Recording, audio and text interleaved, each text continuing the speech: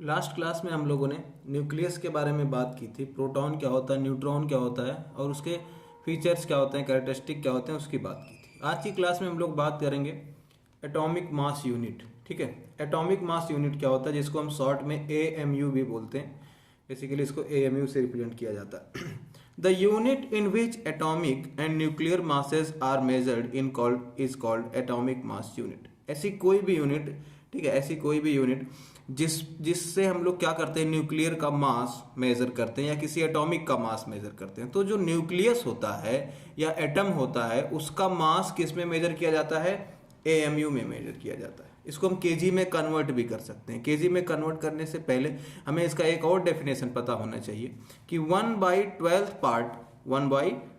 Part of mass of carbon C612। अब जो ये यहाँ पर है C612 एटम जो है, ये आपका कार्बन का एक आइसोटोप है। ठीक है, तो जो C612 होता है एटम, इसका 1/12 पार्ट मास जो होता है वो 1 AMU के इक्वल होता है। AMU को कभी कभी सिर्फ 1U से भी रिप्रेजेंट किया जाता है। तो 1 AMU 1.66 × 10⁻27 kg आता है। ये वैल्यू कहाँ से आई, हम लोग यहाँ पे देखेंगे। 1/12 पार्ट, तो हमने लिख लिया इसको 1/12 पार्ट ऑफ मास किसका, 1/12 part of mass carbon C612। अब देखिए यहाँ पे मतलब मास बाई हम लोग लिखेंगे एवोगैड्रो नंबर। ये जो 6.023 × 10⁻23 होता है, ये एवोगैड्रो नंबर की वैल्यू होती है। एवोगैड्रो नंबर को हम लोग NA कैपिटल N और N0 से रिप्रेजेंट किया करते हैं। 6.02 × 10⁻23 इसकी वैल्यू होती है। 6.02 × 10⁻23, ये केमिस्ट्री में भी आप पढ़ेंगे मोल कॉन्सेप्ट में। ठीक है, तो इस यहाँ से ये कैंसिल आउट हो गया। डिवाइड करने के बाद आपका जो वैल्यू आता है केजी में, ये पहले ग्राम में आएगा, उसको हमने केजी में कन्वर्ट कर रखा है। तो 1.6 × 10⁻27 kg। वैसे आपको ये वैल्यू डायरेक्ट ही याद रखनी पड़ेगी। ठीक है, ये डायरेक्ट आपको वैल्यू बिल्कुल याद होनी चाहिए बेटा। आगे बढ़ते हैं, हम लोग बात करते हैं types of nuclei. Types of nuclei में हम लोग क्या पढ़ेंगे कि जो आपका न्यूक्लियस होता है, यहाँ पर सबसे पहली बात जो हम लोग करने जा रहे हैं टाइप्स ऑफ न्यूक्लियाई में, ध्यान से देखिएगा। तो सबसे पहले हम लोग बात किस चीज की करेंगे, आइसोटोप्स की। टाइप्स ऑफ न्यूक्लियाई में सबसे पहले आइसोटोप्स की बात करते हैं। आइसोटोप्स क्या होते हैं, ध्यान से देखिएगा। Isotopes, the nuclei having same number of protons. Number of protons basically जो हम लोग बोलते हैं, तो ये जो नंबर ऑफ प्रोटॉन्स अगर हम लोग लिखें तो number of protons he atomic number होता है। ठीक है, नंबर ऑफ प्रोटॉन्स बोलिए या फिर आप इसको एटॉमिक नंबर बोलिए, जिसको हम Z से रिप्रेजेंट करते हैं।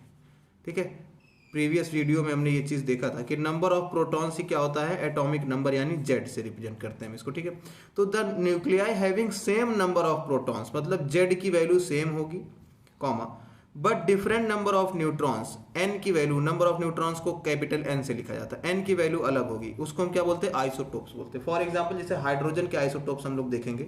हाइड्रोजन के आइसोटोप्स अगर हम लोग देखें तो 1H1, 1H2, 1H3, ये सब क्या है, हाइड्रोजन के आइसोटोप्स। अब इसमें आप ध्यान से देखिएगा, यहाँ पर क्या है, देखिए ये 1 1 1 ये सब Z है। यहाँ पे हाइड्रोजन का जो एटॉमिक नंबर होता है कितना होता है, Z = 1। तो देखिए सबके एटॉमिक नंबर क्या है, सेम है। एटॉमिक नंबर सबके क्या है, सेम है। लेकिन यहाँ पर दूसरी चीज क्या बोला है कि डिफरेंट, यहाँ पे क्या बोला, डिफरेंट नंबर ऑफ ये सॉरी एक मिनट, ठीक है, तो इसको हम क्या बोलेंगे, आइसोटोप्स। अब ध्यान से देखिएगा, यहां पर जो आपकी Z की वैल्यू है सबके लिए 1 है, लेकिन जो एटॉमिक मास है यानी मास नंबर सबका अलग अलग है। तो इस डेफिनेशन को हम ऐसे भी लिख सकते हैं। देखिए यहाँ पे लिखा, the nuclei having same number of protons, मतलब Z, but different number of neutrons. एक तो ये हुआ, या फिर ऐसे भी लिख सकते थे, but different number of atomic mass या मास नंबर। वही चीज होता है, क्योंकि जो एटॉमिक मास होता है या मास नंबर होता है, उसको हम क्या लिखते हैं, A इज इक्वल टू, यहाँ पर वही चीज हम लोग लिखते हैं Z+N।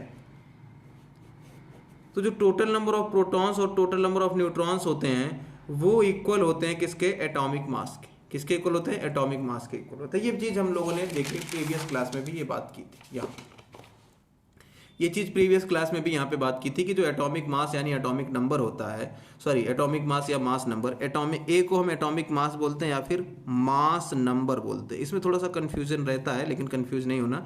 जेड को हम लोग एटॉमिक नंबर बोलते हैं और ए को मास नंबर बोलते हैं। और ए को दूसरा नाम एटॉमिक मास भी होता है, ठीक है ना। चलिए आगे, ये छोटी सी बात है, अगर आपको पता आप वीडियो आगे स्किप कर सकते हैं, कोई दिक्कत नहीं है। अगर आपको नहीं पता तो ध्यान से देखिएगा ये चीज। ये हमारा हाइड्रोजन का एक एग्जांपल हो गया, ठीक है। तो यहाँ हमने क्या बताया, डिफरेंट नंबर ऑफ न्यूट्रॉन्स भी आप बोल सकते हैं, या फिर इसी को different number of mass number भी बोल सकते हैं, ठीक है। मतलब ये देखिए सबका ए का वैल्यू अलग अलग है, यहाँ पे 2, यहाँ पे 3, सबका अलग है। ऐसे ही हम और भी कोई ले सकते हैं, जैसे मान लिया ऑक्सीजन ले लेते हैं, तो ऑक्सीजन के आइसोटोप्स क्या क्या होते हैं आपका, 8O16, 8O17, 8O18, ये सब क्या है आपके, ये सब ऑक्सीजन के आइसोटोप्स है। किसके, ऑक्सीजन के आइसोटोप्स। देखिए सब में जेड की वैल्यू सेम है, 8, 8, 8, जेड की वैल्यू सब में, लेकिन ए की वैल्यू सब में अलग है। तो आप सोच रहे होंगे कि डिफरेंट नंबर ऑफ न्यूट्रॉन्स क्यों लिखा है, क्योंकि बेटा ए का फॉर्मूला होता है आपका कितना, Z plus N, number of neutrons. तो नंबर ऑफ न्यूट्रॉन्स जब निकालेंगे तो आपका ए माइनस जेड आएगा, और जब ए आपका डिफरेंट है और जेड सेम है, इसका मतलब एन बार बार क्या आने वाला, डिफरेंट आने वाला। तो वही चीज है, वही चीज लिखा हुआ आपका, ठीक है। ऐसे ढेर सारे आइसोटोप्स आप ले सकते हैं। हीलियम का अगर आपने ले लिया, हीलियम का आइसोटोप्स तो 2He3 या फिर 2He4, ये किसके आइसोटोप्स होते हैं, हीलियम के होते हैं। ये हाइड्रोजन के हो गए, ये ऑक्सीजन के हो गए, ये हीलियम के हो गए, ठीक है। तो इसको आइसोटोप्स बोलते हैं। मतलब जेड आपका सेम होना चाहिए, जेड ऐसे देखिए शॉर्ट में देखिए कितना इजी है, जेड सेम होना चाहिए और ए डिफरेंट होना चाहिए। और ए डिफरेंट होगा तो नंबर ऑफ न्यूट्रॉन्स अपने आप डिफरेंट हो जाएंगे, ठीक है। जेड सेम होना चाहिए सबका, तो उसको हम क्या बोलेंगे, आइसोटोप्स। तो ये एक दूसरे के आइसोटोप, ये आपके हाइड्रोजन के आइसोटोप्स हैं, ये ऑक्सीजन के आइसोटोप्स हैं, ये हीलियम के आइसोटोप्स हैं, ठीक है। ऐसे क्लोरीन का होता है आपका 17Cl35। क्लोरीन का अगर देखना है तो ऐसे देख सकते हैं आप, 17Cl35, ठीक है। ये क्या हो गया आपका, क्लोरीन का आइसोटोप्स हो गया। ऐसे और होता है क्लोरीन का दूसरा, आप लिख सकते हैं 17Cl37, ठीक है। तो ये क्लोरीन का आइसोटोप्स हो गया, किसका हो गया, क्लोरीन का आइसोटोप्स हो गया। तो इसको हम बोलेंगे क्या, क्लोरीन के आइसोटोप्स। तो मतलब अब देखिए इसमें जेड की वैल्यू सेम है और ए की वैल्यू दोनों में अलग है, इसलिए इसको आइसोटोप। तो यूरेनियम का आपको लिखना है तो 92U235, या फिर इसका एक और लिख सकते हैं आप 92U238, ठीक है। तो ये दोनों किसके हो गए, आपके यूरेनियम के आइसोटोप्स हो गए। तो इस टाइप से हम लोगों ने टाइप्स ऑफ न्यूक्लियाई में आइसोटोप को कवर किया, ठीक है। अब नेक्स्ट आ जाते हैं, हम लोग बात करते हैं।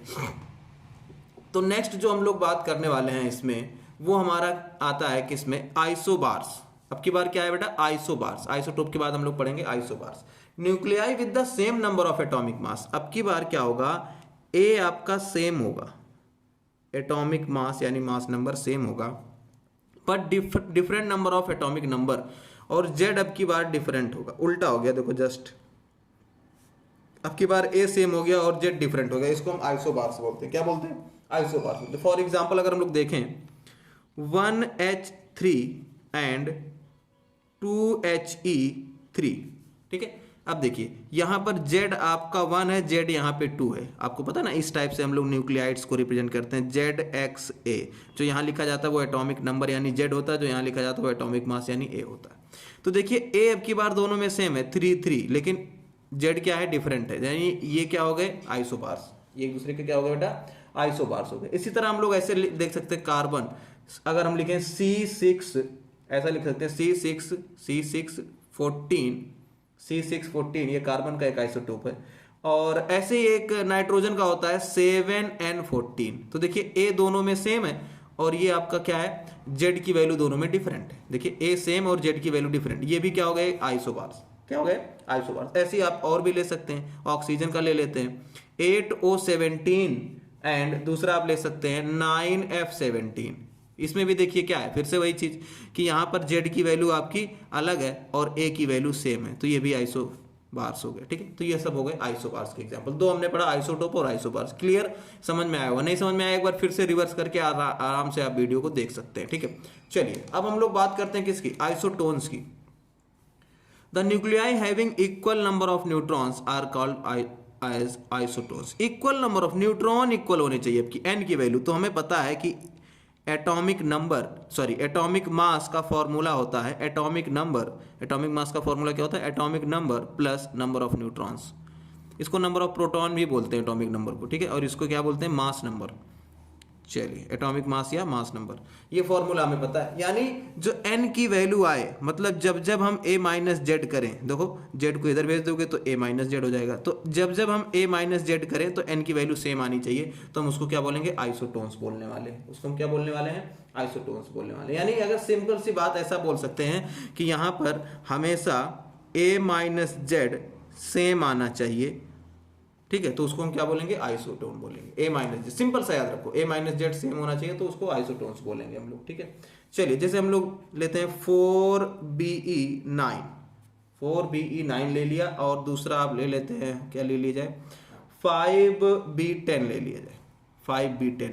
अब देखिए A माइनस जेड करना, ये ऊपर जो लिखा रहता है ये A होता है, ये नीचे जो लिखा रहता है ये Z होता है। पहले इसके लिए A माइनस जेड करेंगे, 9 माइनस 4 कितना आ जाएगा 5, और 10 माइनस 5 ये भी 5, यानी ये दोनों क्या हो गए, आइसोटोन्स हो गए। बात समझ में आ रही होगी, ठीक है, कि हमें A माइनस जेड चेक करना होता है, A minus Z, A minus, दोनों अगर सेम आ जाए, ठीक है, तो उसको आइसोटोन बोल देंगे, ठीक। तो ये हो गया हमारा क्या, आइसोटोन। बहुत ज़्यादा ईजी है, इसमें कोई बड़ी बात नहीं है, ठीक है। फिर नेक्स्ट हम लोग देखते हैं C613, ये कार्बन का एक आइसोटोप है, एंड नाइट्रोजन का एक ले लेते हैं 7N14, ये नाइट्रोजन का आइसोटोप है।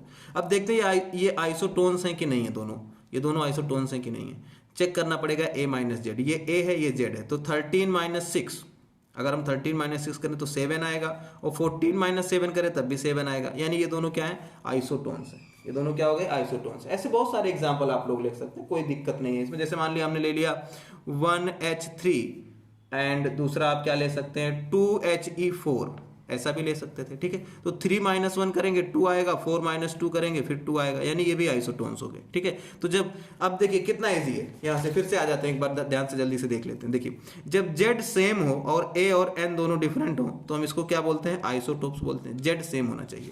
दूसरे में हमने आया A सेम होना चाहिए लेकिन Z डिफरेंट होना चाहिए, तो उसको आइसोबार्स बोलते हैं। तीसरे में आए जब A माइनस जेड की वैल्यू सेम आए तो उसको हम आइसोटोन्स बोलते हैं, ठीक है। ये 3 टाइप के न्यूक्लियाई अभी हम लोगों ने पढ़ा, 3 टाइप का, ठीक है। अब हम लोग नेक्स्ट आ जाते हैं आपका साइज ऑफ न्यूक्लियस। नेक्स्ट हमें कैलकुलेशन किसका करना है, साइज ऑफ न्यूक्लियस। तो साइज ऑफ न्यूक्लियस जो है हम लोग नेक्स्ट वीडियो में कवर करेंगे, ठीक है। इस वीडियो में इतना ही करते हैं। Thank you.